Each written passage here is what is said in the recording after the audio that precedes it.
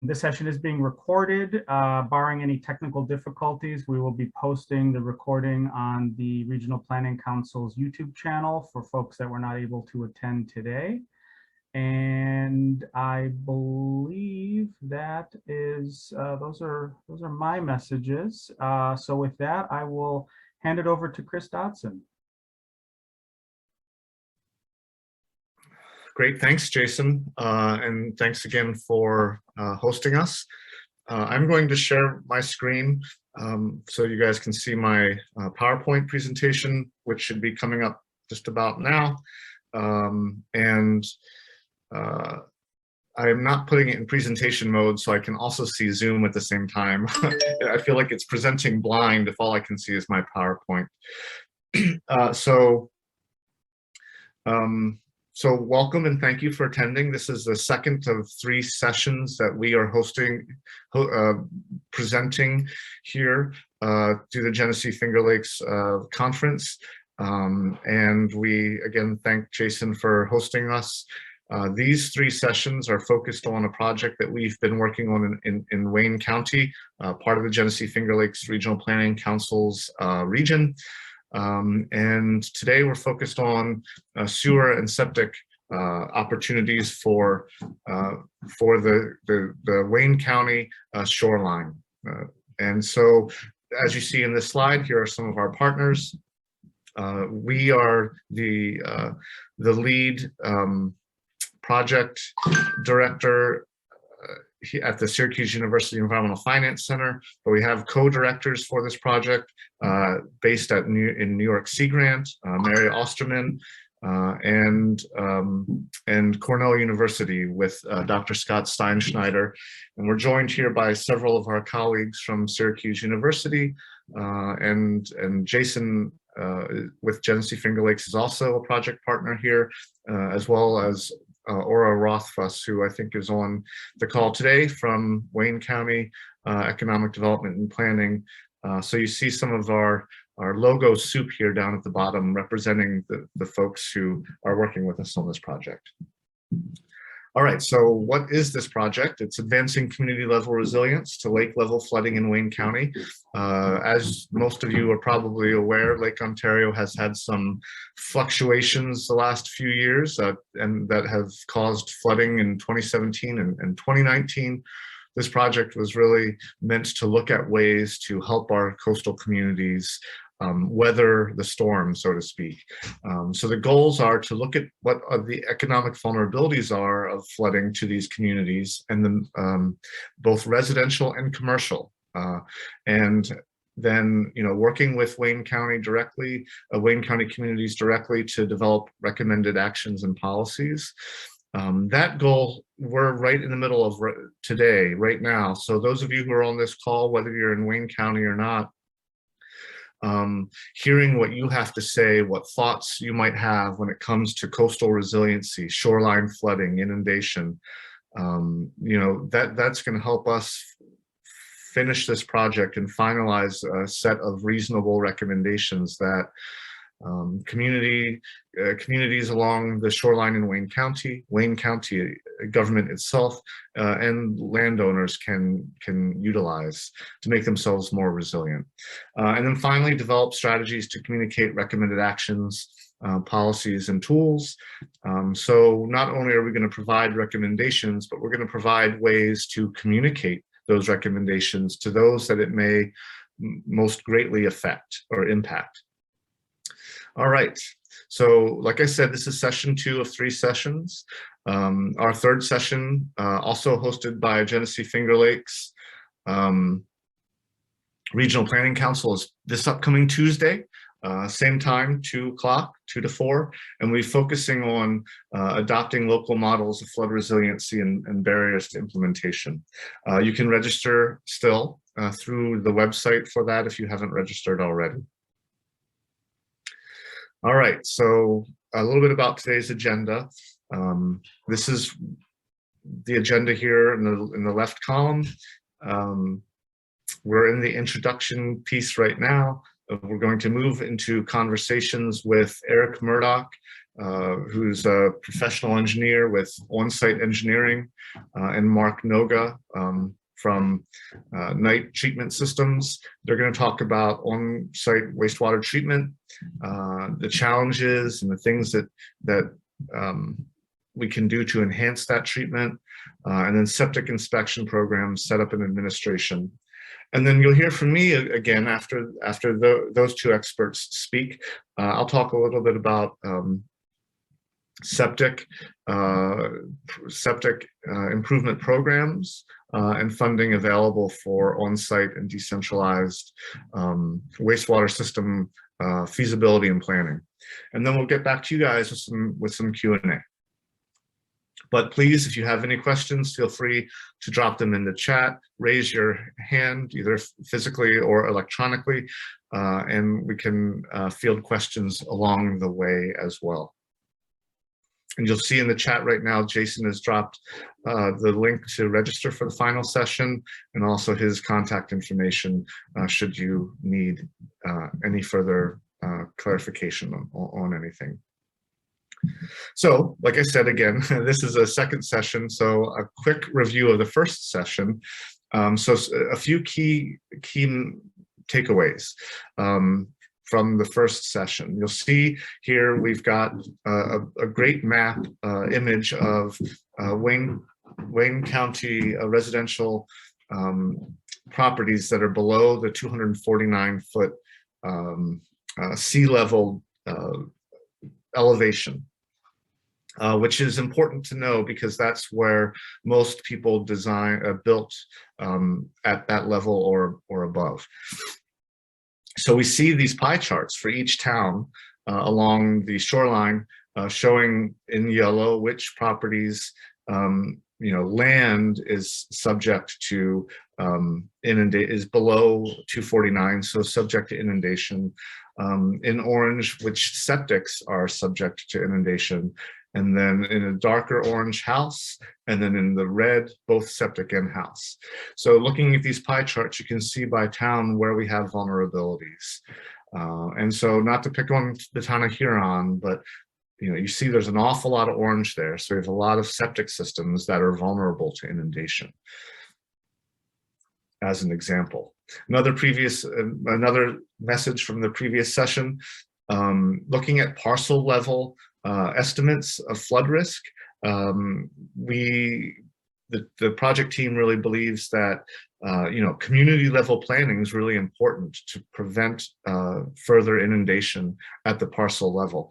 And you see again another cool map looking at again, is land on the property at risk, septic, house, or septic and house? And this is Sodas Bay.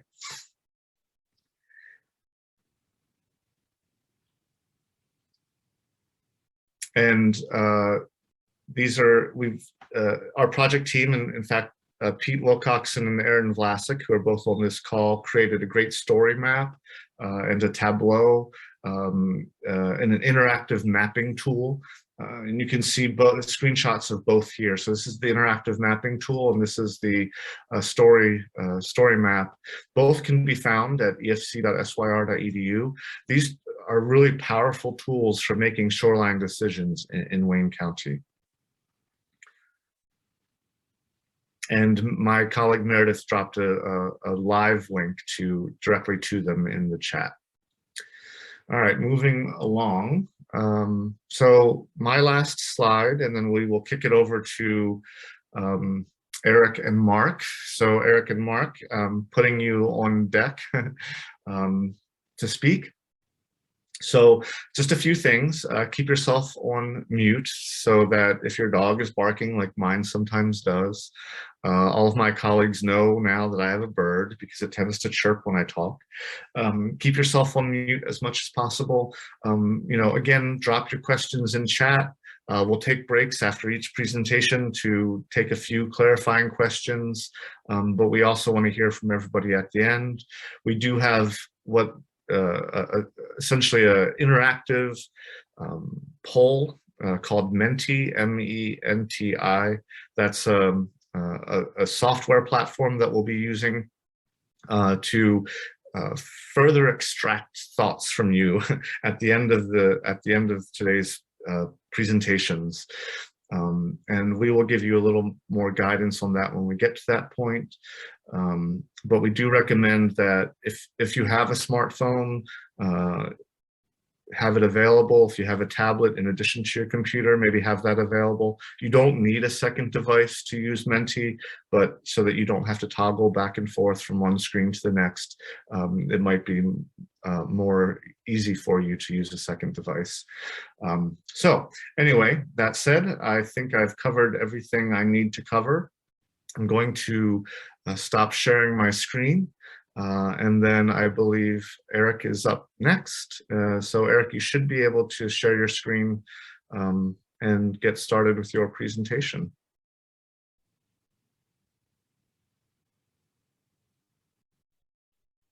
Yep, there's your Zoom screen.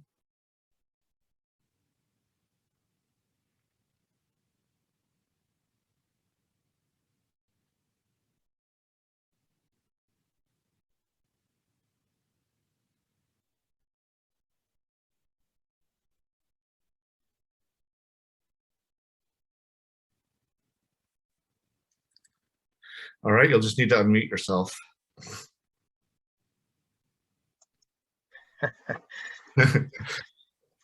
Yeah, I'm not the technical person. Which view did you use to get the,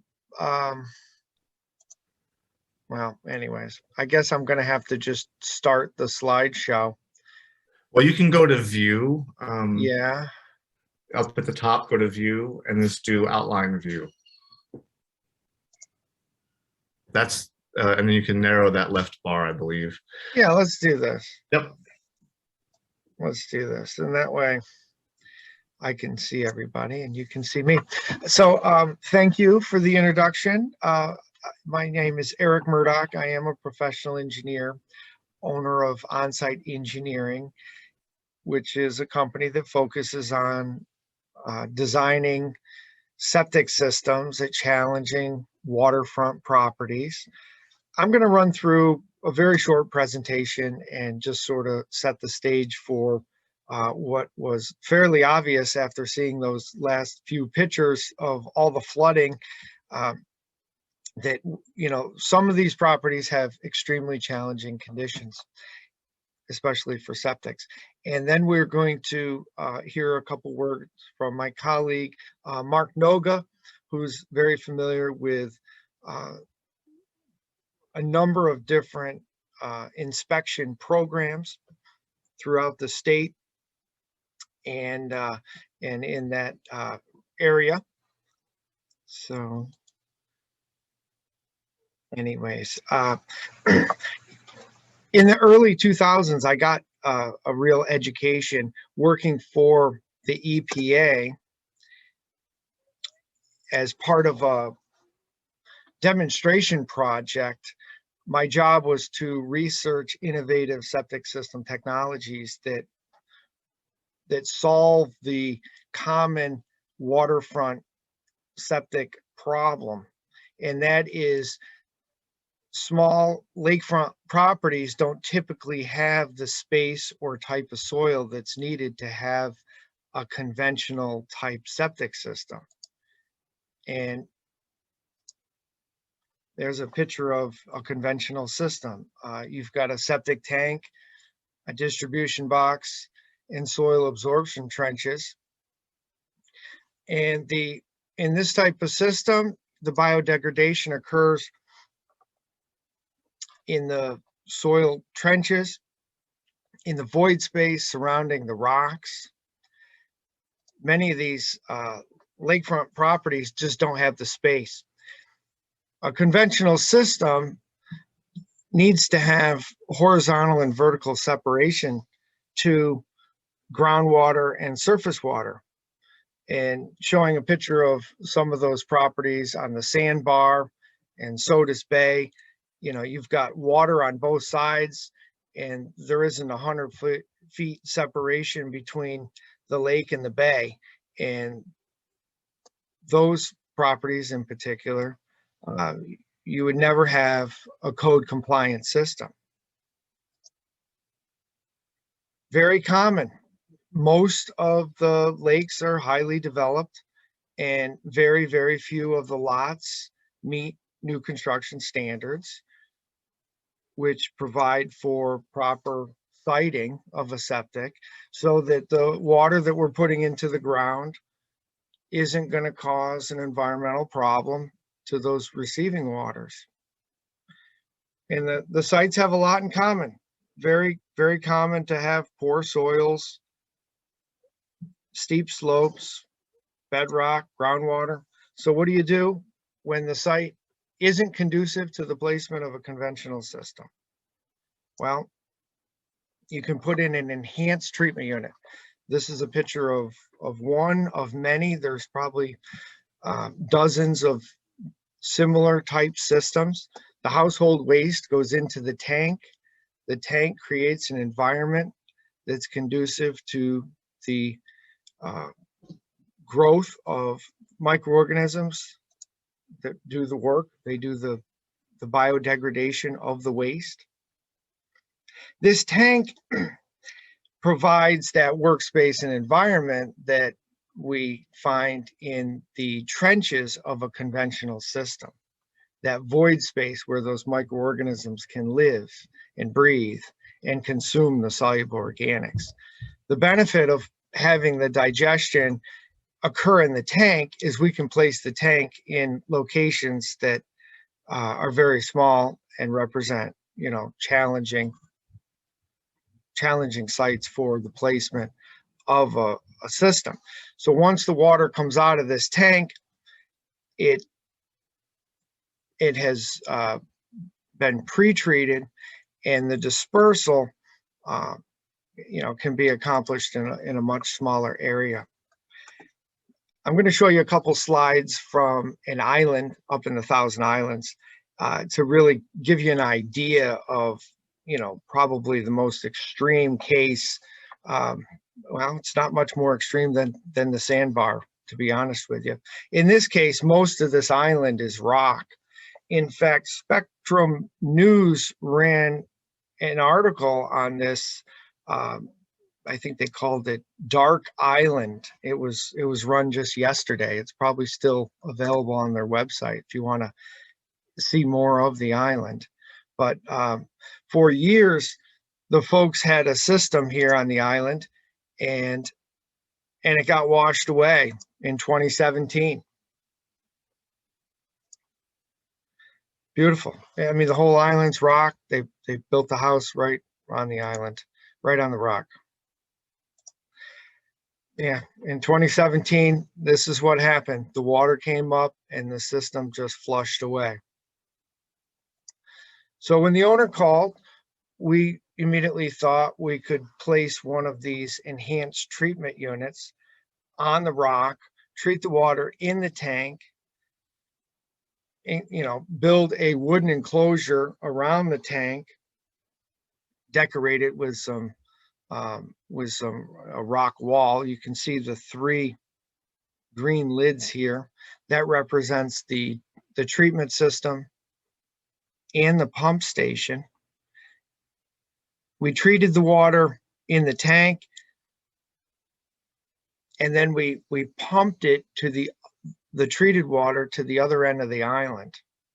And the force main, we bolted to the underside of the dock, which goes the entire length of the house. And we had to do that because the entire island is rock and excavation wasn't possible. So underneath that deck, there's a force main that goes from location to where the pump station is to the other end. At the other end, here's our dispersal. We built a wall out of rocks, and inside that cribbing, we placed washed sand and a network of piping to help distribute the water.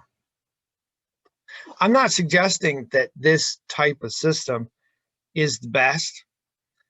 We've done the best job we could with what we had, but we still have phosphorus in the water that is still leaching into the water.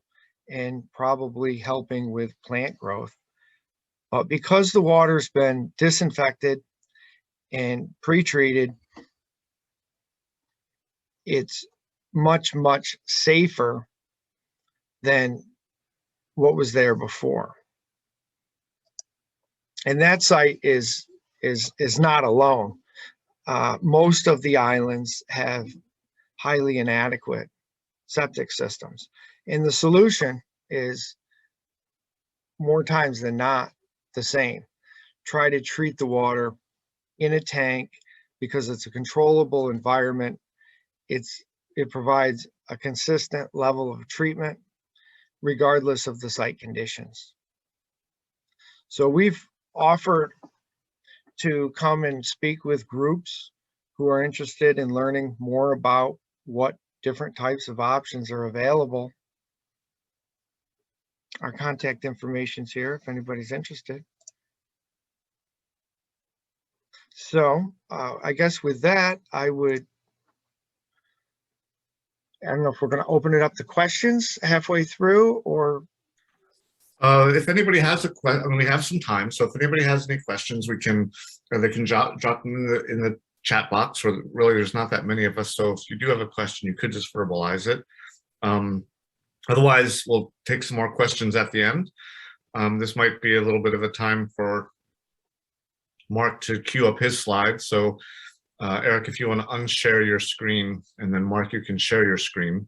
And yeah, if anyone has a question, we'll take these few seconds while we make this transition to take any. Okay, so I'm unmuted. Let's see if I can do the same thing that. And here,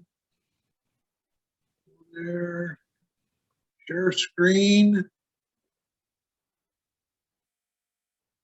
Oops.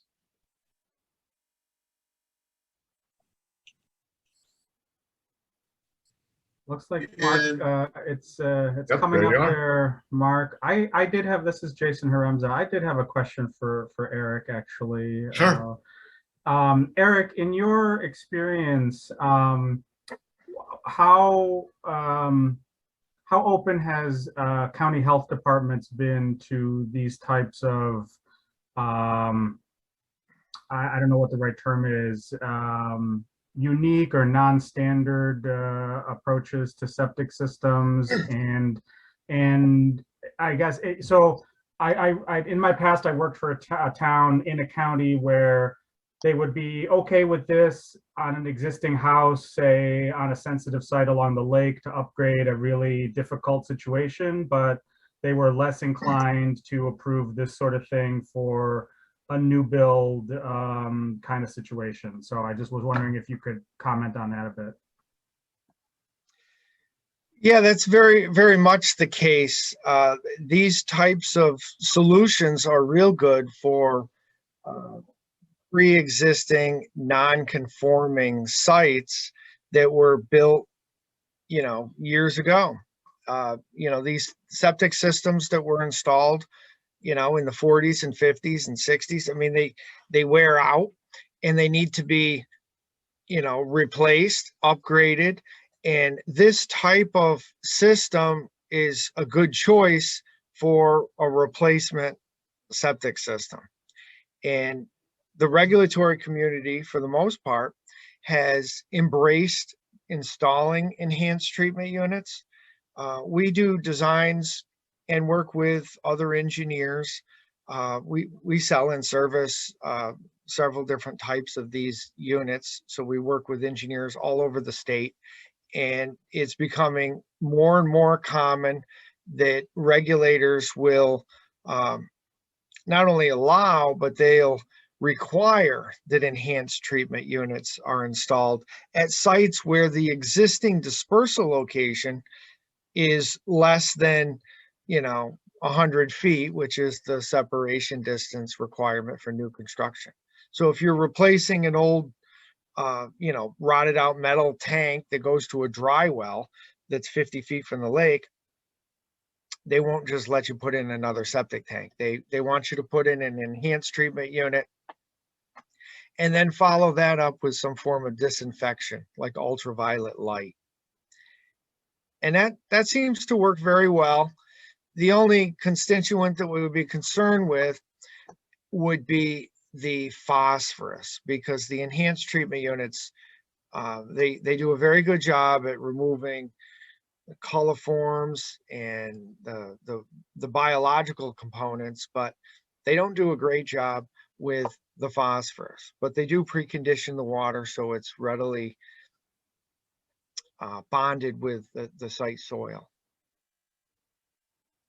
And then just quickly, with that example you had on in the Thousand Islands there, how old would you say that house was? And maybe I missed it. Was it a new build or was that a retrofit of a older No, home? that house has been there. I think the owner is, I know, he said he spent his childhood there. So I'm not sure when the house was built. He's second or third generation. Right. But we've done a dozen or more jobs in the Thousand Islands, and a lot of those houses were built turn of the century, so they're old, and they did well, for the most part. We say that people did the best they could at the time that the house was built, but in the case of a lot of the properties that are on the islands, they had straight pipes, and many of them still do. And it's not uncommon, even throughout the Finger Lakes, to see completely inadequate septic systems where the pipe coming out of the house goes right into the ground. I mean, there's no tank. We're looking at a site tomorrow in Skinny Atlas, which is has a long history of having a watershed protection program. There's a cesspool, raw sewage is going right into the ground. I grew up in an old farmhouse like that, so yeah. That's a story for another day. But, yeah. No, that's thank you. That's really interesting, and maybe we'll come back to that in a little bit. But I want to stay on track here. So back to you, Chris and Mark. No, sure. Thanks for the discussion. It's valuable. So Mark, it looks like you're queued up and ready to go. Great. Can everybody hear me? See the screen? We're all set. I think I did everything right. Yep. Before I get into this presentation about community programs that are out there, I just want to do a little bit of advertising for our New York State Onsite Wastewater Treatment Training Network. I 3-term, 4-term chair for the group now, founding member. Eric is a vice chair.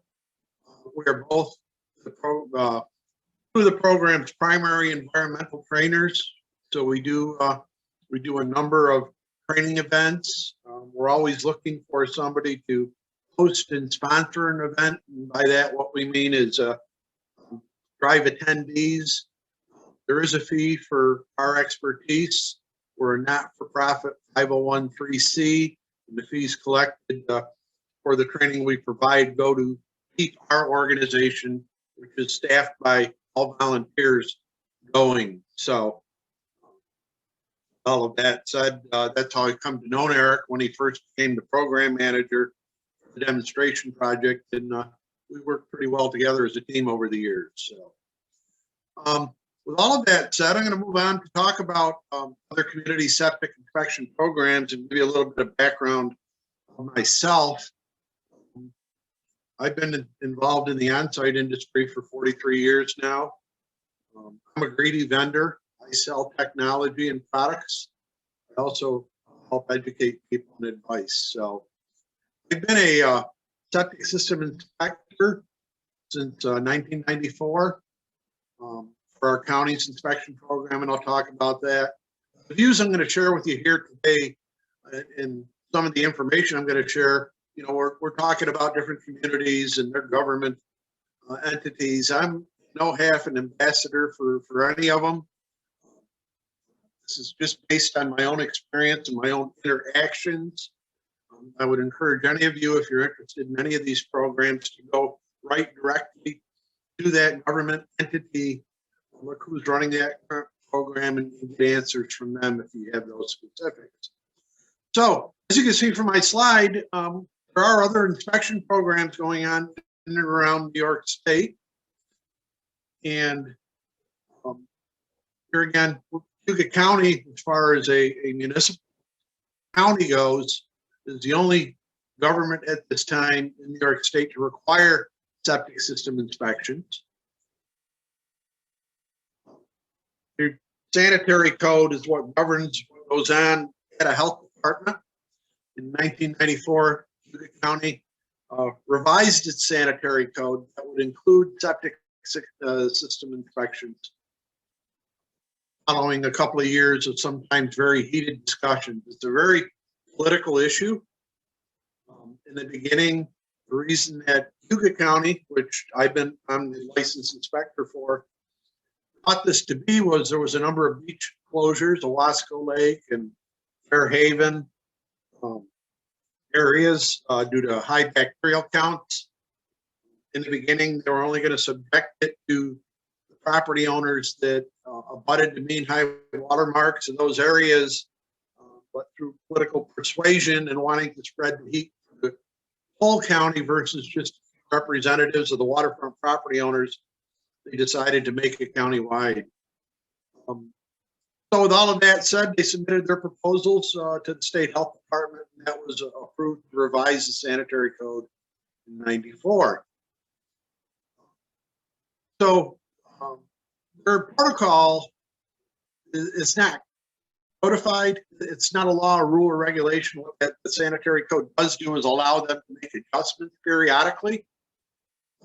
And there have been a number of adjustments since the early stages of protocol. There used to be a significantly greater number of questions or information that had to be compiled as part of a report. We've trimmed that back now.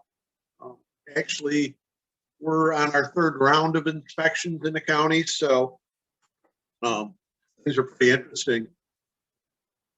So here again, every 2 years, the county holds a meeting with licensed inspectors. All the inspectors are privatized. They come from the private sector.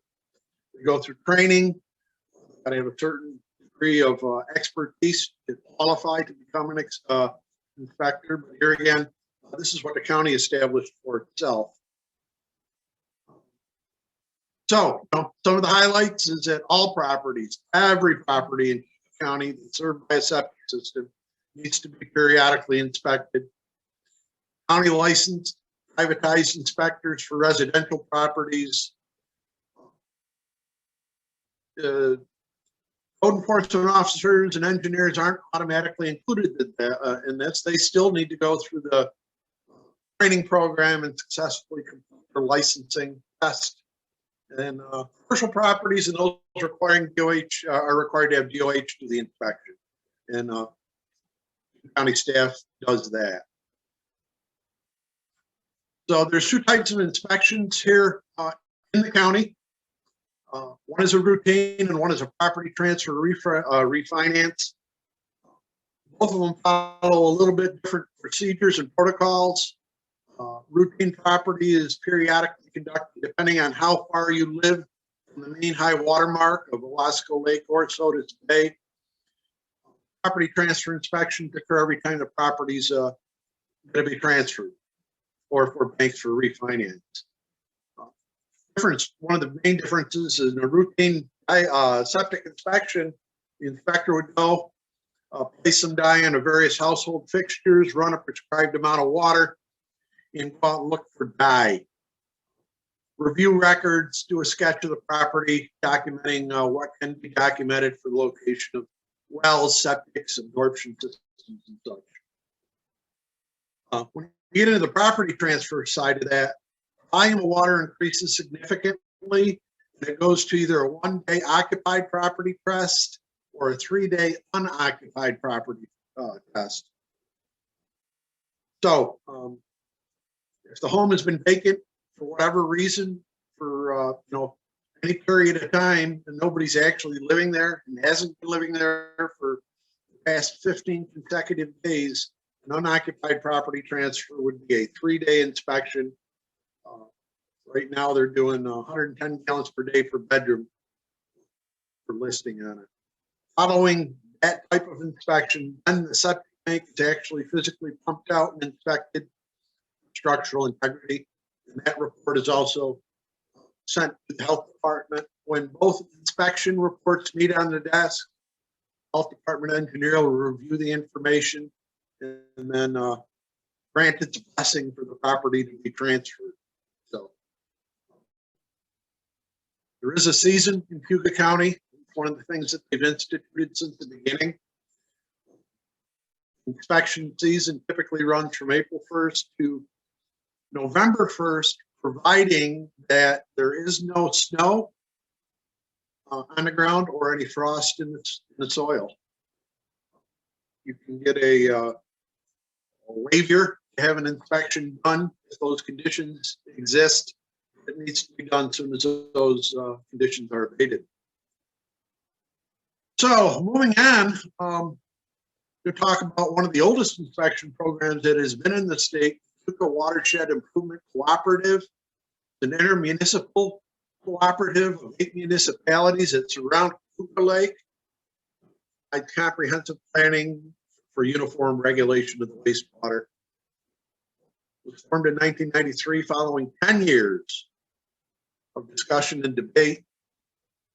Its obvious mission is to protect and improve the purity of the waters at Cayuga Lake, sharing uniform regulations to resolve other issues that threaten that lake. The cooperative is made up of directors, include town supervisors, Barrington, Jerusalem, Milo, Urbana, and Wayne, and the mayors of Hammondsport and Penyan. They're also responsible for responding to all the threats that would essentially threaten the lake. They have the ability to develop their own ordinances and make recommendations to local government that they can take action on. They may also determine if other methods are appropriate, such as educational programs, necessary to promote water quality. They're staffed by what was a watershed program manager, but now they're sharing a soil and water conservation district. It's taking the lead in their improvement cooperative, but they oversee the inspectors, various towns, and each municipality is responsible for hiring their own individual inspector. Going back to that, I just want to make a comment. When Cayuga County first came out with their inspection program, one of the towns decided to make their code enforcement officer the officer and provide that service free of charge to all their taxpayers. And that was actually the town of Senate. After the town of Senate did its first round, they decided to let the privatized inspectors do it. It became a real hassle for the town code enforcement officer. They had a lot of people, because that individual carried a lot of different hats. They were very reluctant to allow that town official on their property for whatever reason. So just a point of interest. So here again, cooperative, they have a model local law, uniform wastewater program. I'm not going to go through all of this word for word, but they talk about water should be discharged 30 feet from the property line. 2 zones, they create a couple of different zones.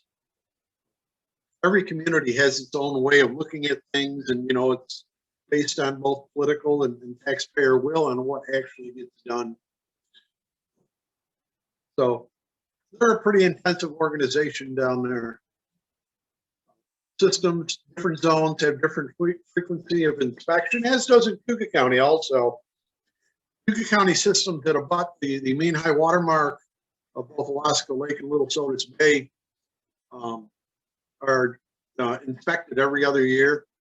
If you're within 500 feet of the mean high water mark, every 3 years, and then it goes into a 7-year cycle. So depending on how far you are from that water body dictates the frequency. The same is true in Cayuga. They had set that up also. Cayuga does require property transfer inspections. What's interesting is that either you got to be an officer or quick, or you need to be a registered on-site wastewater treatment system inspector approved.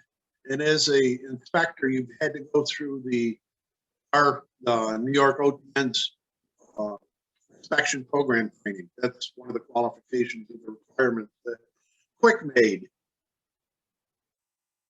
Kind of Huron, probably don't have to say a whole lot about that because many of you are right in the heart of what's going on. You know, here again, same thing. Town of Huron's got a local waterfront revitalization program going on. They've adopted a local law. Talks about, you know, protecting the water quality, safety, and health of the community. And, you know, obviously it's driven by, you know, a large number of inadequate systems that are impacting that water quality. Their provisions include periodic inspections, certificates of compliance to operate, and mandatory use of enhanced treatment units. Eric referred to them earlier. And then, you know, here again, they take it a little farther than what Cayuga County did. Inspection is required prior to any increase of living area, increase of effluent volume, change of use, intensity of commercial use, transfer of ownership, modification or construction, increasing floor space. Mandatory septic system upgrades required when you have an existing system that's been determined to be in failure. Increase living area of the property, change in the intensity of the commercial usage. You know, maybe it's going from a store to a cafe. Service and stuff's going to happen. That all impacts the type of waste stream that you have to deal with. Transfer of ownership.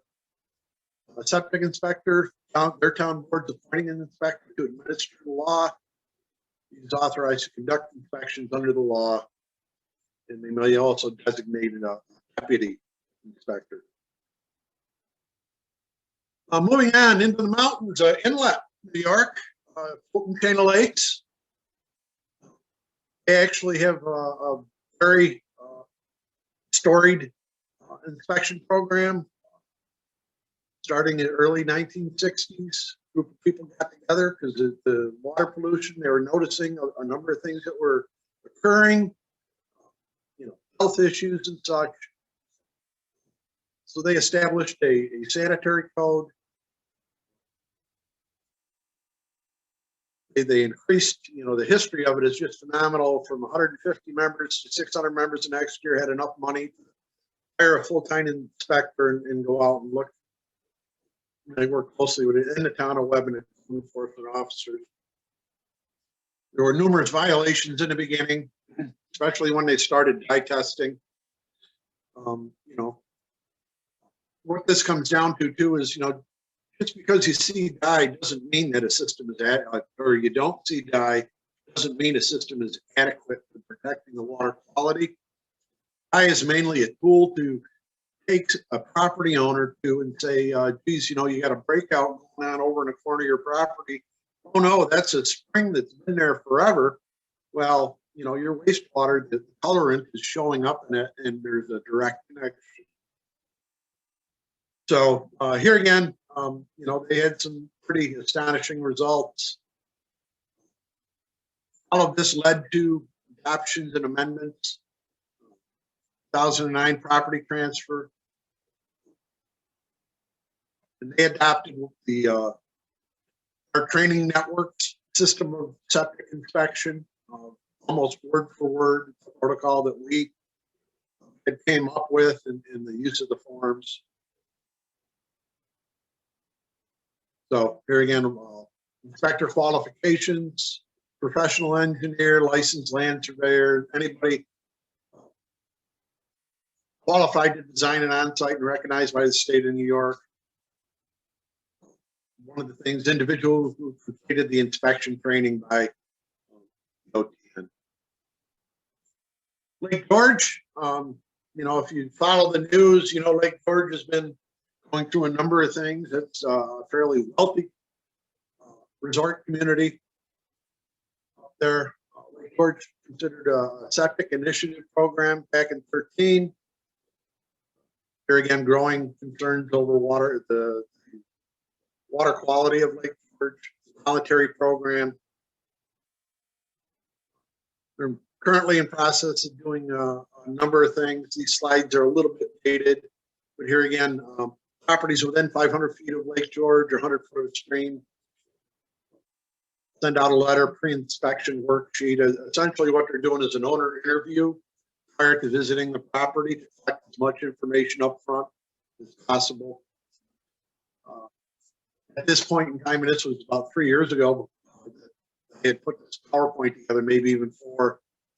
About half the properties had responded, and I know this program's ongoing. Here again, they're seeking grants at the time, public education, community outreach. So with all of that said, wanted to leave some time for questions. Certainly we can always provide a more detailed presentation down the road, but we're here to see if we can help you.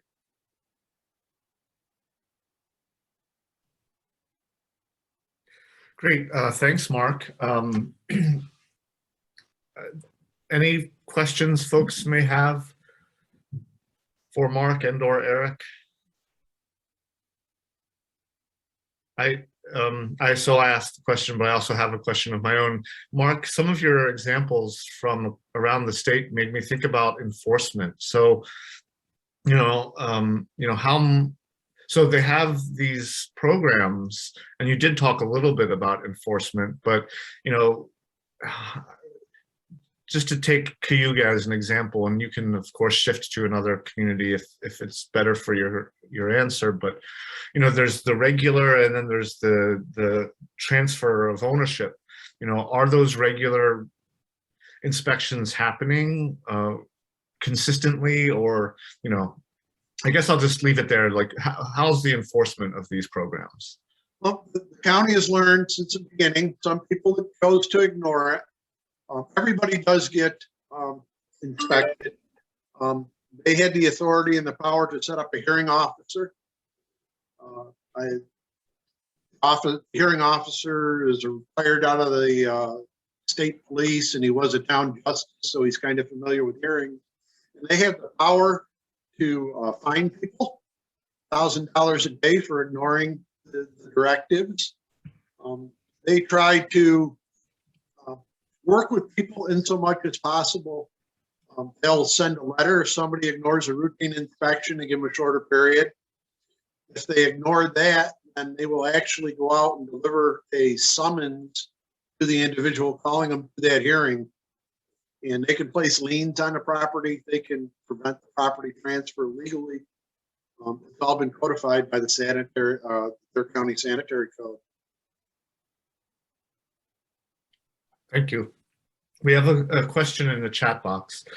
What are some of the major differences between the Cayuga County septic inspection law and things like the Lake George initiative? Eric, you've been working in Lake George quite more than I know of, but why don't you speak to what Lake George has got going for inspection? Well, in Lake George, you've got 3 different towns that have looked into inspection programs. The town of Bolton and the town of Queensbury, both of those programs really focus on identifying and failing tanks and doing tank replacements, whereas Cayuga County is more of a performance standard with the dye tests. And I think they are more comprehensive in that every property has to be inspected. Whereas in Lake George, the way it is now, I believe it's the time of sale. The property transfer is what prompts the inspection. And to add to that, when Cayuga County, at least during their initial rollout of the program, if you bordered Owasco Lake or Little Sodas Bay, and there was a drainage pipe on the property, such as a footer drain or maybe a storm drain, and if it was actively discharging, you had to collect a water sample and take it in for bacterial analysis as part of the inspection.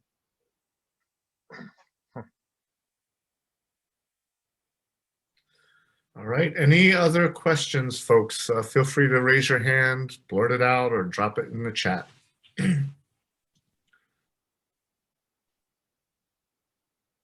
Like Pete has, Yeah, I'll go ahead with blurting out. So I think Eric just touched on this, but when properties fail the inspection, is there, like, what are the common causes and what do landowners usually have to do to get back in compliance? Thanks. I can comment from what Cayuga County does. As a licensed inspector, I'm required to report a failure within one business day to the health department. The inspectors do not offer solutions in the county. Then the county will reach out to them, and depending on where you're located, for example, if you're in the Owasco Lake Watershed, that property owner would have to engage a duly licensed engineer to appraise the situation and provide a plan of action. Be reviewed by the health department. The health department would give their blessing. If you're outside the watershed, Owasco Lake, a experienced contractor could submit a modification proposal, and if it's within reason with the health departments, they'll allow it to go happen with the caveat that, if it doesn't solve the problem, the homeowner is going to have to do more. A lot of systems were approved with set-aside areas where you had a 50% expansion or something. A problem might be solved by making use of that area, adding another couple laterals or something. So that's from the Cayuga County perspective. Thank you. Thanks very much.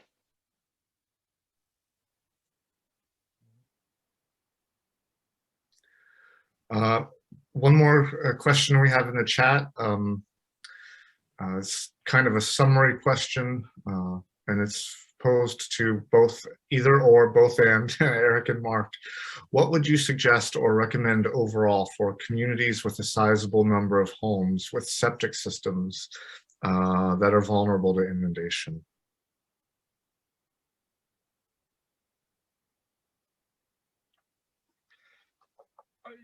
Well, you're certainly looking at properties in the flood zone, right? Is that what we're saying here? Is that we're concerned with properties that stand more of a chance of being flooded out?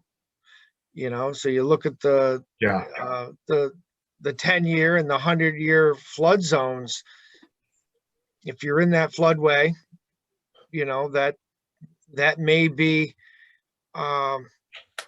may be something that's incorporated into the inspection program, because you can put a backwater valve before and after these tanks so that if the entire area flooded, the contents of the tank would be contained into the tank, so long as the lids and the tanks are all watertight.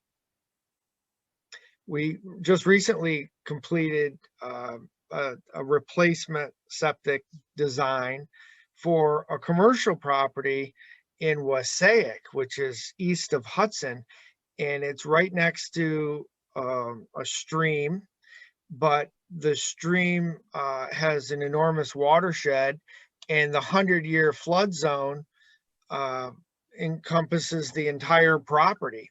So for quite a few years, the owner wasn't able to update, and I say quite a few years, like for the last 40 years, this place just hasn't been used because they haven't been able to get approval for a sanitary system, because the 100-year flood elevation is like 4 or 5 feet above the existing ground, and the health department wasn't comfortable approving a septic.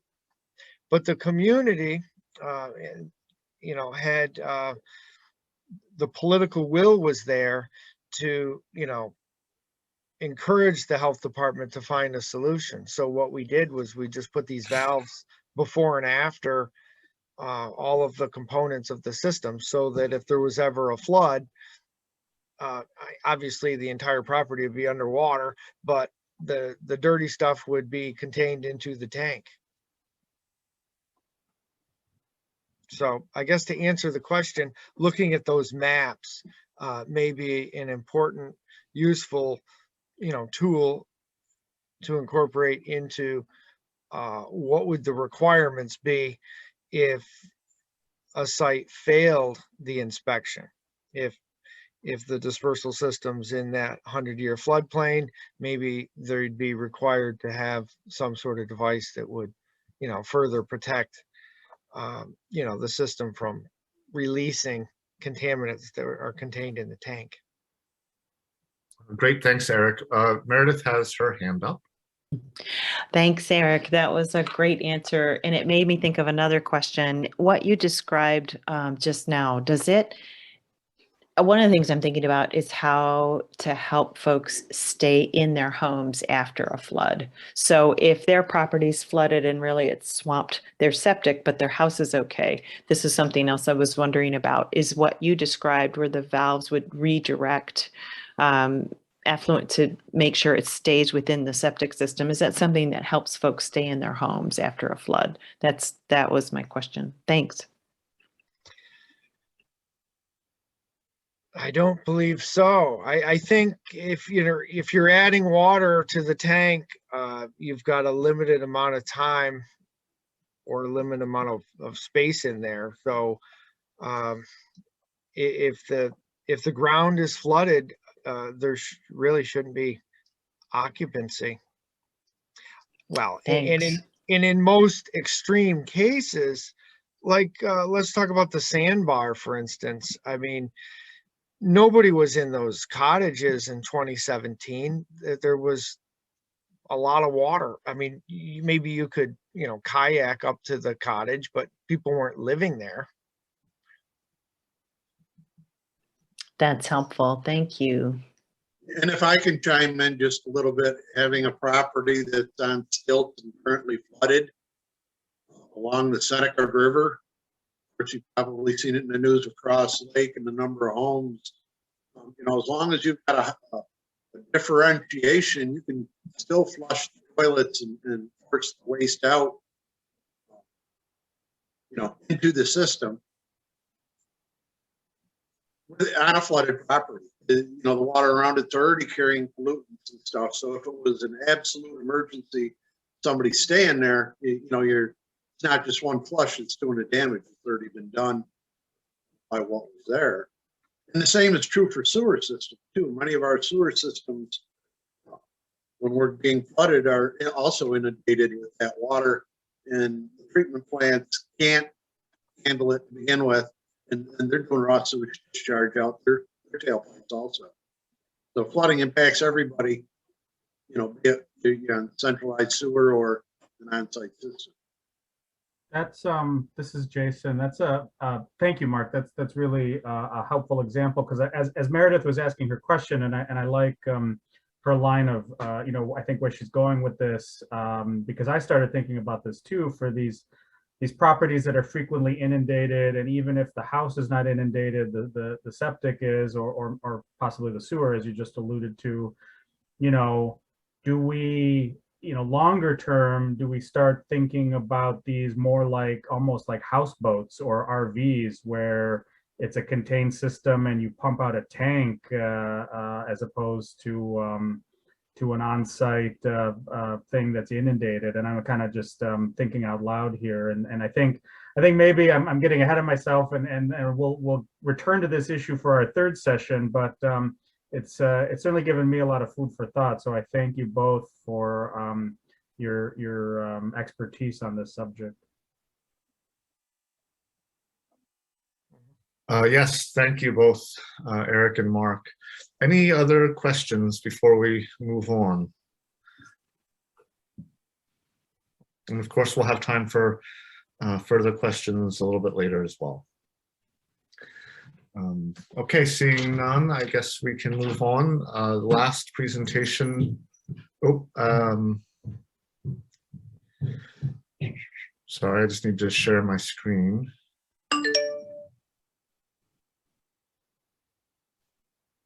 All right, you should be able to see my slides now. So I'm just going to talk a little bit about, I think furthering the conversation that both Mark and Eric started to think about, and I think in some ways where Meredith's questions may have been going is looking at, centralized sewer or decentralized systems that may serve multiple properties. So just a little bullet point list of things that I'll be discussing in my short presentation.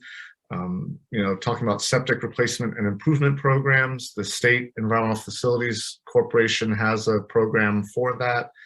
It's actually run through the soil and water conservation districts. Well, not always. In Wayne County, that is the case. In some other counties, that's the case, but it also can be run through the County Department of Health. Decentralized wastewater systems is really what are those?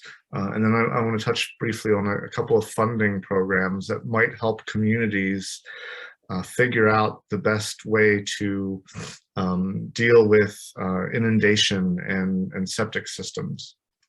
So Mark and Eric both did a very good job of talking about septic systems and what they are. I think we have, traditionally over time had a bury it and forget it type of mentality when it comes to septic systems because they're passive, often largely passive. So sometimes, these systems fail without us necessarily realizing it. In many communities, enforcement is sometimes only complaint driven, which is difficult to then pinpoint exactly where the failures are.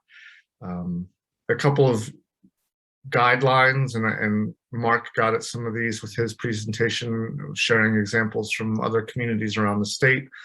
General guidelines are that systems should be inspected at least once every 3 years, and depending on volume, pumped every 3 to 5 years. That depends on household size, type of wastewater generated, volume of solids, and the septic tank size itself. So many communities, particularly, lakeshore cottages and things that were built at the turn of the last century, often had very crude or rudimentary ways to manage sewer on site. So, moving forward, the technologies that Eric has discussed and the policies that Mark had mentioned really are advancing the way that we treat on-site sewer. So, we're talking about lakeshore communities. So I found this funny image of a boat being turned into a septic tank. So I thought that I'd include it. We no longer look at this as an adequate way to manage on-site sewer. And, that said, there's still anywhere from 10 to 25% of on-site systems are thought to be failing. And you see the red arrow here over to the side. This is one of the reasons why you want to make sure your septic system works if you also have a well. Of course, there are regulations that make sure the well and the septic stay far enough away from each other. But if your drinking water source is groundwater, and also thinking about our lakeshore communities and surface water impairments. So I just wanted to touch again briefly on septic replacement and improvement programs. I see we've got a couple people from Wayne County Soil and Water. Hi, Drew and Maxine. If you feel like you have anything to add, or if I misspeak, please feel free to chime in. So like I said, the Environmental Facilities Corporation has a program, the Septic System Replacement Fund. They essentially fund counties to then distribute grants to homeowners. The rule or the guideline really for this grant program is that it'll cover up to 50% of the cost of replacement or improvement of septic system, up to $10,000. So for homeowners, this is a way to defer some of the costs of septic replacement or improvement. The contact information for Wayne County I listed here below, and the two watersheds that are eligible in Wayne County. For the rest of you, please go to the website. This is a live link, so when this PowerPoint is shared later, you can click and go straight through and very easily find the contact for your county for this program. Not all counties participate in this program, but I'd say most do. Soil and water conservation districts vary around the state and around the country, but some do offer. Cortland County Soil and Water Conservation District for a while offered a $100 voucher for inspections for septics on lake shores in Cortland County, and there are other similar programs around the state. So decentralized systems, right? I did not intend on getting into a great amount of detail on this today, but just to introduce the idea, a septic system is a decentralized system, right? It's an on-site system, another term for decentralized systems, but there are many other types of decentralized systems that could serve cluster communities. So you could have 5, 10, 15 properties hooked up to a single system that will treat the stormwater, treat the sewer, sewage, but they differ from the centralized system, which is what many of us think of as sewage treatment facilities, where there's a lot of piping and conveyance and pumping to get the sewage from many homes and commercial properties to a single treatment plant that has a discharge into a water body somewhere. So the one picture I included here is of a drip irrigation system that serves essentially a subdevelopment. This picture is actually taken down south, but it's a system that was managed by an HOA, a homeowners association. Often the cost of sewering a community is prohibitive for the people who live there, and also for the funding agencies that may provide financing or funding to create a sewer system, a centralized sewer system. So that's why decentralized systems are sometimes an attractive alternative to constant inundation of septic systems in places where the parcels are close enough together that they could be linked, but there's not enough density of development, if you will, to actually create a centralized system or connect to an adjacent centralized system. So, you know, when thinking about a centralized system versus septic versus decentralized, I mentioned already the economies of scale, the density of development. Some places that probably could use a sewer may want a sewer. They just can't afford to put it in because of the cost of all the conveyance. Household incomes, again, you know, this comes down to the cost borne by the people who these systems would serve. The priority for financial assistance, I mentioned this a minute ago. There's only so much water and wastewater infrastructure to go around, and it may not be a priority to the state and or federal funding program where you might seek financing or funding for that project.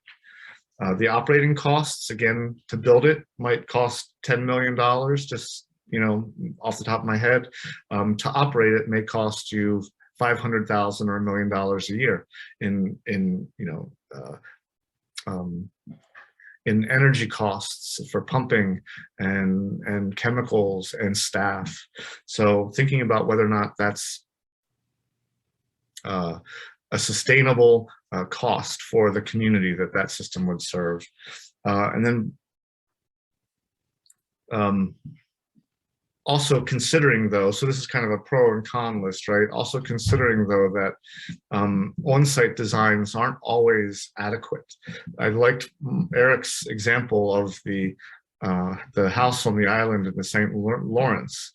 And he said, you know, this isn't necessarily perfect, but this is the best that we could do given the site that we were serving. And so many on-site systems are in that kind of category.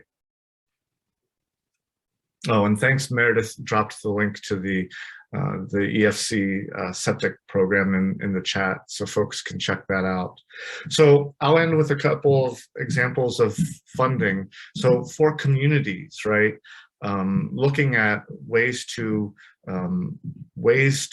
better their sewer infrastructure, whether it's on-site, decentralized or centralized.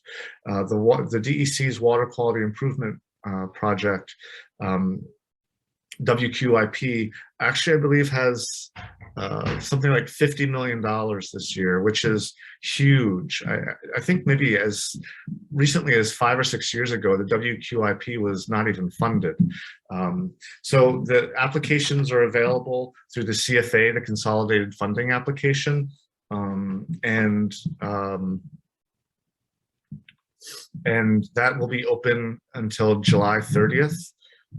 Excuse me, wow, that's last year's, this is this year's date.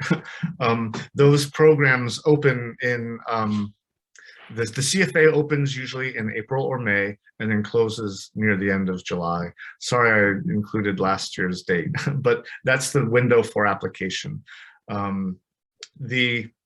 There are 5 or 6 different categories for the Water Quality Improvement Project. The one I chose to highlight here because it's most relevant is municipal systems to serve multiple properties within inadequate on-site septic systems. So you could apply for funding to look at what kind of interventions may be best given the particular geology, you know, development density, soil types, et cetera, using this funding program. The maximum award is 10 million.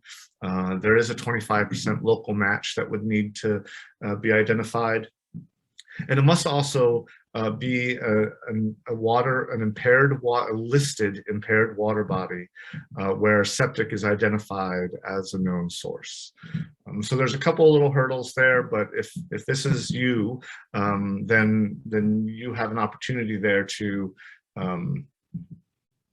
apply for this funding. And if you're not even sure, if you don't know what you don't know about any of your sewer, on-site, decentralized, centralized, what your options are, what you think is best, if you're not even there yet, this DEC EFC engineering planning grant is a great opportunity to get free money, a grant. Again, there's a 25% match required, but to get a grant to create an engineering plan and feasibility study for what it is your community might be best served by. Maybe that's enhanced septic, maybe it's a decentralized system, maybe it's connecting to a larger system. This money will help you figure out what is best, and then you can follow up the next year and apply for the implementation grant. So you can find more about that. And thanks again, Meredith, for dropping the link in the chat for this. And Jason, thanks. Yes, the CFA, the Consolidated Funding Application, is actually a cool tool. And if you just Google New York State, CFA, it'll come up. But essentially, every state funding program is applied to through there. And like I said, the application generally opens in April, late April, early May, and runs until the end of July. So that is my presentation. This is my contact information. Any questions for me, for Eric, for Mark? Chris, I can touch upon Wayne County Soil and Water's involvement with our septic program if you want. Sure, no, that'd be great. All right, I can so we interject just for a minute, Drew. I need to leave. Mark Noga here. I appreciate the opportunity to address you. Certainly, Meredith has got my contact information if you'd like or need anything. So good luck Okay. with your endeavors, and I'm here to help if I can in the future. Thank Thanks you very so much, Mark. much, Mark. Yeah, Mark, we'll post your email in the Thank you. chat. Thank you so much. Thank you. All right, Drew. Alrighty, yes. So Wayne County was allocated $150,000 through the EFC and the state septic repair program. So far, we've reimbursed $145,000 worth of that, and we had additional applications and interest from other residents, and we asked Wayne County for additional funding to help cover those. So they were nice enough to give us another $19,000 to help round out those applications. The way that the program was set up is it was for Blind Sodas Bay and for Lake Ontario. And those were the two priority geographic areas that they listed. And similarly to the WQIP that we were just talking about, those water bodies were selected because they had on-site septic systems as a known source of, or a known pollutant source. And that's listed on the PWL sheets. So that's your priority water body list, and every stream, water body, so lakes, shorelines, streams, they all have a priority water body list. And through that, it goes through and it lists different types of known pollutants and pollutant sources and that sort of thing. So that's kind of where the justification for those priority water bodies lists were. Unfortunately, we were not eligible for a second round of funding. Out of the 350-ish parcels that were eligible or were within those priority water body areas, only about a third of them were actually eligible to participate in the program. The other ones were, or had the option to hook up to a municipal sewer system. So they were ineligible for the septic funding through that. So that, I think, was a big contributor as to why we weren't able to get another round of funding for it. But yeah, it's been a great program. On average, it's been about $4,000, $4,500 per person. And we've seen everything from properties that had old metal tanks that were undersized and completely corroded to, you know, clogged leach lines, dilapidated leach lines. So things ranging from just replacing a distribution box all the way up to replacing a whole new system. It was a great program, and the folks that were able to enroll in it were very, very grateful for the opportunity. And I think that's all the updates that I have, but if anyone has any questions, feel free to let me know. Thanks, Drew. Any quick questions for Drew while Avery gets set up for our Q&A session?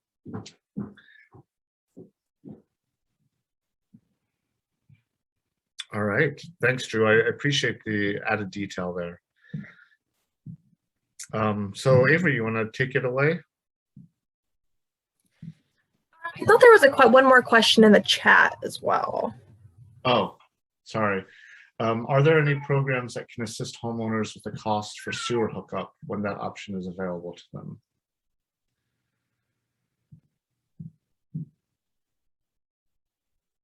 That's a good question that I don't have an answer to. I don't think so.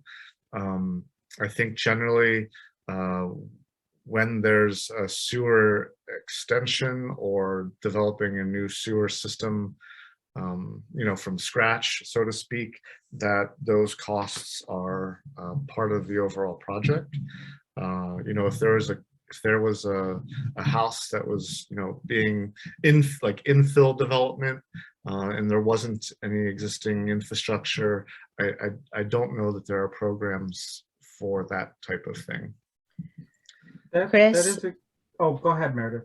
Well, I was just thinking about community development block grant through the New York State Homes and Community Renewal. There are some income requirements per household. But if I understand correctly, there are some there. It would be worth looking into, and maybe that's something that we could post on our resources page if there is a program that does help with hookups. I thought there was some assistance with individual homes through community development block grant, but there are income requirements for the homeowners. That'd be great to find out, because you know, my thoughts on this, and I you know, like Chris, I don't have a whole lot of information, but I feel like in my limited experience, this is more stick than carrot, and it would be nice to find more of a carrot, like Meredith referred to get homeowners to hook up, because what I have observed and is that it's more stick, that if a sewer is installed, you have to hook up to it, and you know, they may not catch you initially, but I'm guessing like the next time the house transfers ownership, if you're still on a septic system on a street with a sewer, I think you'd probably have a hard time getting a mortgage, but I'm just speculating on that. And I see Aura's hand there. Yeah, go ahead, Aura. Our department has run a few CDBG programs. Town of Huron had a program that the town applied for septic. The town of Huron had one, and the county has also had one. Most recently, the county ran it. It was, I think it ended about 5 years ago, where yes, there are a program or income requirements through CDBG, a CDBG program specifically that Meredith just mentioned. And it would help pay for sometimes septic system replacement, sometimes well replacement, sometimes hooking up to a public sewer. But that their CDBG has got to be applied for by a municipality. And so there's some carrying costs to running a program like that. But yes, we have seen that type of program work in the county, but it's pretty complicated. Thanks, Aura. Any other questions? All right, Avery, you want to kick it off? Yeah, so now we'll begin the interactive survey portion of today's workshop. So we're going to use Mentimeter. You're just going to need to grab your smartphone, tablet, or open up another computer tab and go to menti.com and enter the code at the top of the screen. And once you have entered the code, if you just go ahead and click the little thumbs up option, we'll know when to begin.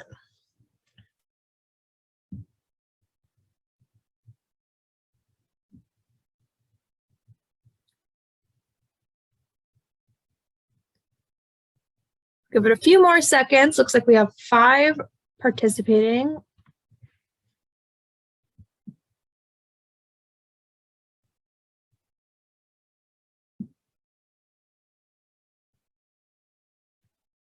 And it looks like we're up to 9. So we'll go ahead and get started, but still feel free to join in anytime throughout the survey.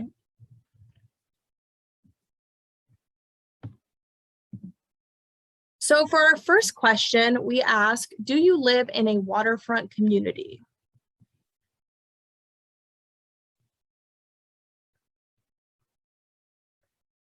So it looks like we have a pretty even split.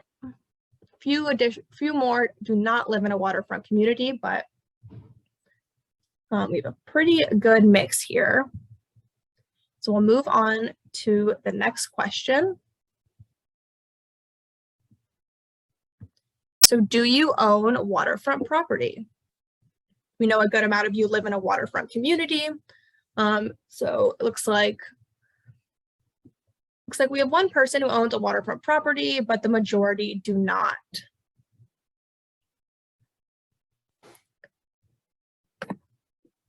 All right, so we'll move on to the next question then.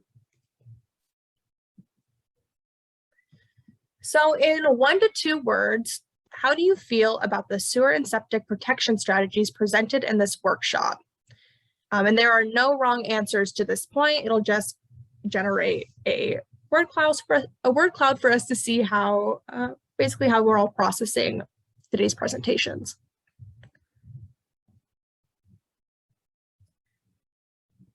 So I see excited, I see innovative, informed, good information, still learning,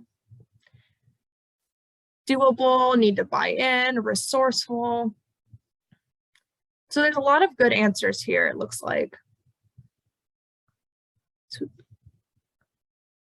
So we will move on to the next question then. So based on what you heard today, what solutions for at-risk septic systems do you think would work best in your community? And this is an open-ended question. And again, there are no wrong answers.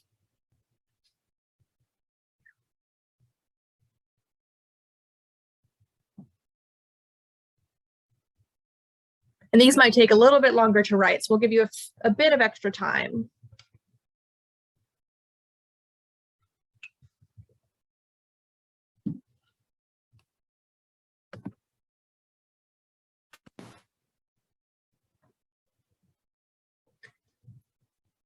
So we have the replacement of older systems, possibly an income-based grant program, closed systems or backflow valves, financial aid for replacement, setting up inspection laws, other funding solutions, easy to access funding for property owners. So it looks like the funding aspect is pretty important as we think about solutions for these at-risk systems.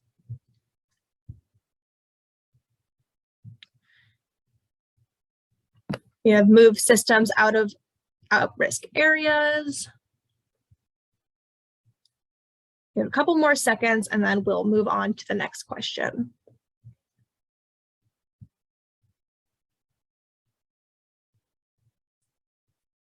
All right. So based on what you heard today, which of the following options would you prefer for your community?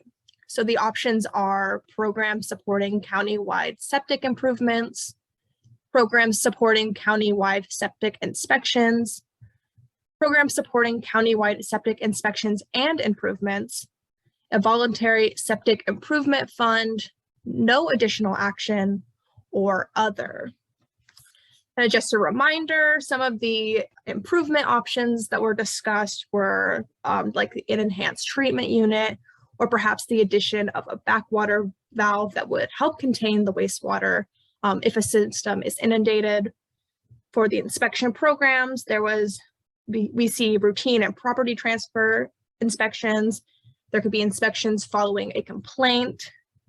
In Cayuga County, they often see inspections that focus more on a performance standard. Or in Lake George, some communities used inspections to help identify failing tanks and replace them. So it looks like the majority of you believe that programs supporting countywide septic inspections and improvements would be best for your community. And about 9% of you believe that this voluntary septic improvement fund might be a better route. So we can move on to the next question.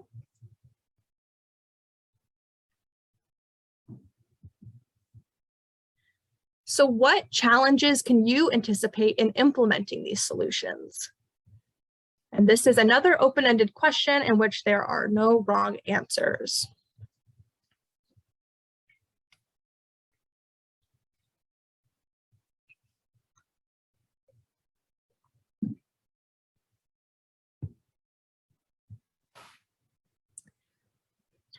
So it looks like buy-in by both homeowners and residents could be a possible barrier.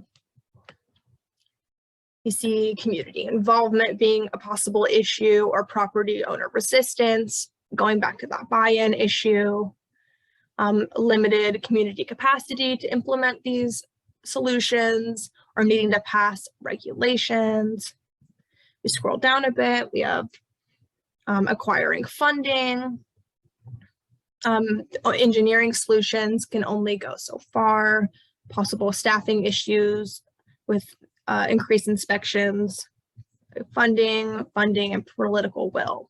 So there's a pretty good array of of barriers here that might arise if these solutions were implemented. So thank you all for answering that. And looks like one more answer, understanding needs, also a possible barrier. So now we can move on to our next question. So this is a ranking question. So from greatest to least, what would prevent you most from pursuing a sewer or septic protection strategy? And 1 would be the greatest barrier, and 6 would be the least barrier. So just go ahead and arrange these components on your device in the order that you think would be the greatest barrier to the least.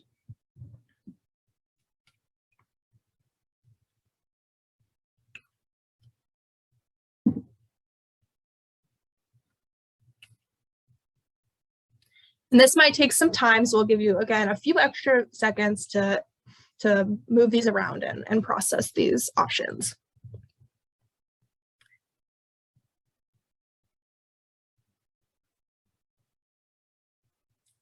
It looks like financial constraints remain probably the biggest barrier for, looks like 4 of you.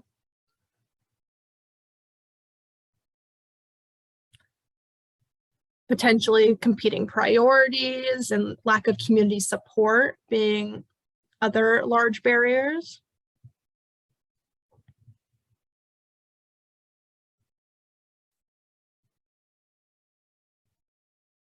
Or lack of municipal capacity to implement, also a possible barrier.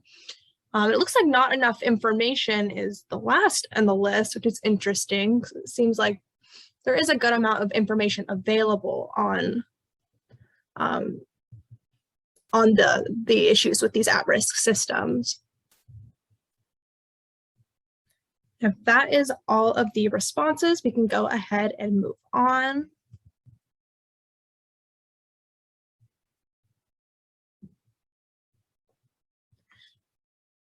So this is our second to last question. Who or what should implement a sewer or septic initiative in your community? So the options here are a town or village government, a county government, a soil and water conservation district, a private entity such as a lake association, a watershed network, a homeowners association, or other.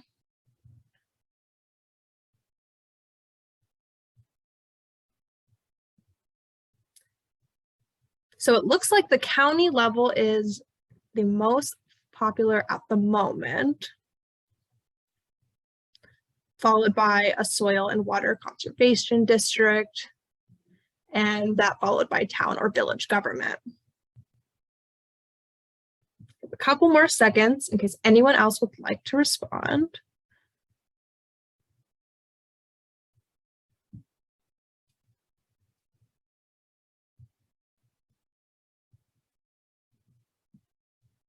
All right, and now we can move on to our final question, which is just asking if you attended session 1 of this workshop series on October 28th. So this would be last Thursday. Looks like we have a couple new people, but we're happy for you to attend the remaining sessions. Looks like we also have a good amount of people who attended the first session. So on that note, this is the end of the interactive survey portion of today, and thank you all for participating. And thank you, Avery, for running the Q&A session. Before we adjourn, please take a look at the chat box. My colleague Tess put in our evaluation, a link to our evaluation form. Really, we want to make sure that when we do these programs that they're valuable to the people who participate. I think this will also help Jason with the evaluation of the programs he decides to allow into his conference, and for our ongoing project in Wayne County, to make sure we're providing the right amount of information, or the right type of information rather. So yes, please click on that link. Take a look at your calendars for next Tuesday from 2 to 4. We'll be talking about policies and other land use tools. And take a look at our resources page at efc.syr.edu for some of the tools and resources we've created as part of this project. Thank you all for attending, and have a good rest of your day. Just a few. Oh, sorry. That's okay, Chris. Thank you so much, and thanks everyone from Syracuse University and Cornell and all our partners on this session. All your assistance has been very much appreciated. But just quick.